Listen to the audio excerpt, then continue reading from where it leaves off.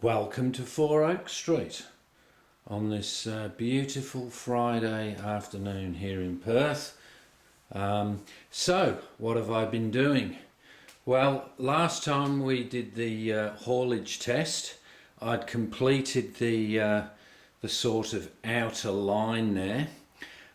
Good news on the Jubilee. I did have a closer look at it and realised that some of the tyres had become, I suppose, it got some oil on and become fairly loose. So I had that apart. Fairly simple job with that, being tender driven. Bought some tyres and that will now pull the 7 coaches no problem up the gradient. So you can see now that I've actually completed the second or the inner double track, you might say, versus the outer double track. So this was one that the gradient is far less because you can see that when it comes out of Four Oaks through the tunnel under the bridge, the track does start to drop away, the inner track. And this was so that you would not have 2 viaducts that were exactly the same height. And I also didn't want to have 2 viaducts in line. So you might think, well, why didn't I just build a 4-track viaduct? Well, that's a good question. But also, at the same time, I didn't really just want to have a 4-track main line with the 4 tracks all equally spaced. I wanted to convey the fact or the thought that the second line came later.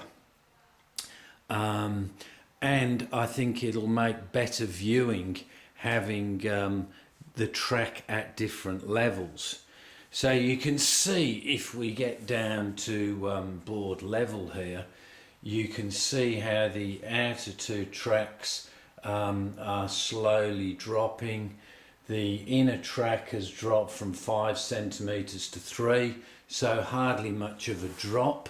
And you can see there where I've now completed 2 modules. When I say completed, we now have this section or beading, and that is 6 mil, with the idea then that the section at the back, if you like, that will complete you know, the scenic part will screw to these.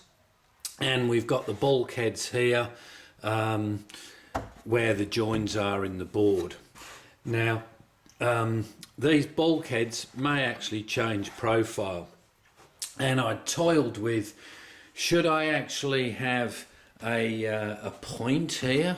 Could there be some sort of dairy here or something? And then I kept thinking, well, there's enough track. Sometimes you keep going with adding more track, and the old saying, less is more. So as the 2 tracks converge, we have here, you'll see where it then, the 2 tracks come along here, and then they will converge into a standard 4-track to go across a bridge. I've measured that, and I can comfortably fit a really nice bridge that could be 2 girders at each end, a girder at each end, and a nice some, I don't know, centerpiece, a bit like the Sydney Harbour bridge type of bridge. They call that the coat hanger. So the actual profile of this little curve here may change, because obviously I'm conscious about the track bending too much here, so we want a nice smooth transition. And then, so what's left to do now is put some grey paint on it. Why am I painting it even though you're not going to see it? Good question.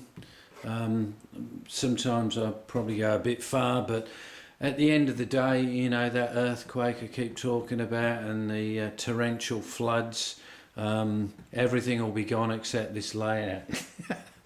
Anyway, that's where I'm up to.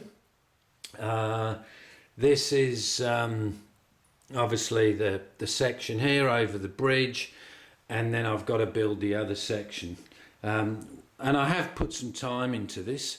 Wouldn't it be fantastic if we could all get paid for building model railways?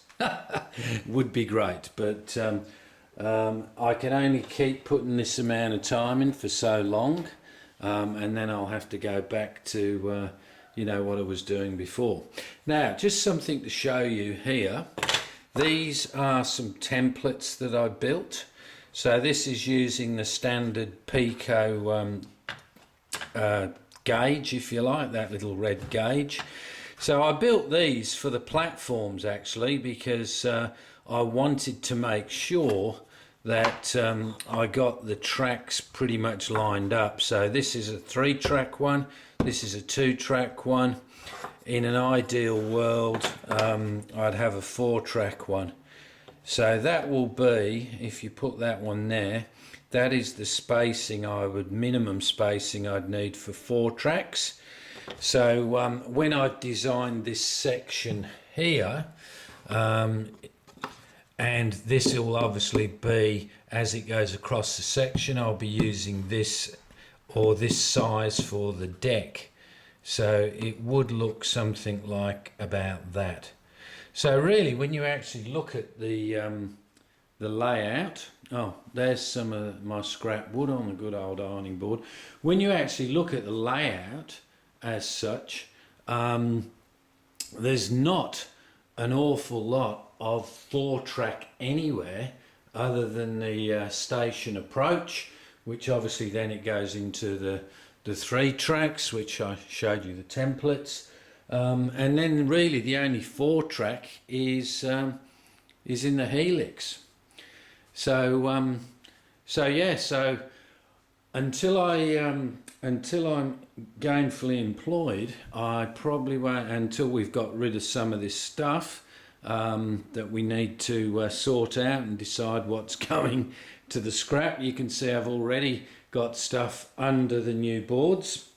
I won't be building those baseboards just yet, but I do want to get them finished or built before the end of the year, so I can actually have trains running without having to be conscious of them dropping off anywhere. So that's pretty much the update.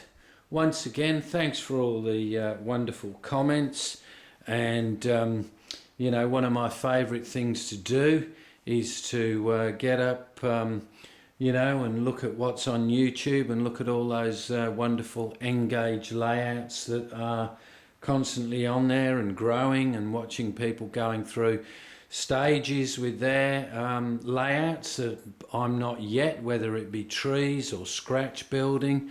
But there's some extremely talented people out there, and I suppose it's all of us as a community that we all enjoy this hobby, and we can all share it thanks to good old YouTube. So once again, hopefully the next time you'll see it, I'll have some track laid and you'll be able to see some trains running across that viaduct. Okay, thanks very much, and see you next time. Bye.